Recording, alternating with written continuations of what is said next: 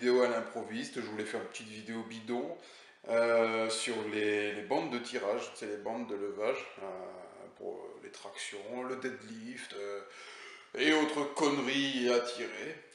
Vous le savez, mes deadlifts, enfin plutôt mes tirages sont assez bourrins la plupart du temps. Et j'en demande beaucoup à mes bandes de tirage, ce qui fait qu'en fait, au fur et à mesure du temps, je les défonce d'une rapidité juste incroyable.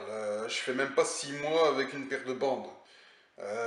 Les dernières que j'ai utilisées avant celles que j'ai là maintenant, là je pense que c'est compréhensible, elles ont duré 2 ans. Celles que j'ai là à nouveau, 6 mois.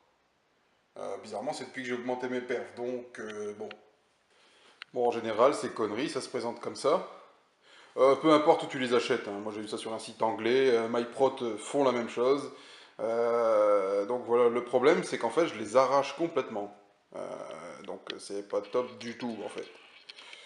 Certains pourraient me dire, mais pourquoi tu prends pas des bandes avec des crochets, tu sais, soit en ferraille, soit en plastique? En fait, le gros problème de ces trucs-là, c'est qu'en fait, c'est pas adapté à la morphologie de mes avant-bras, en fait.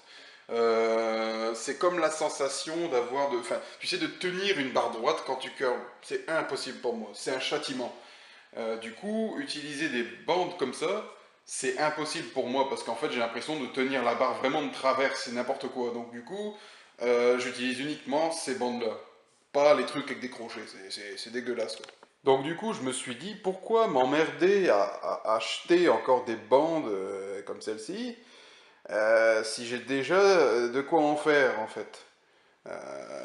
Bon, c'est un peu la technique du pauvre, mais enfin, j'ai récupéré une ceinture donc de Jiu-Jitsu, ou de Judo, je sais plus ce que je faisais à l'époque.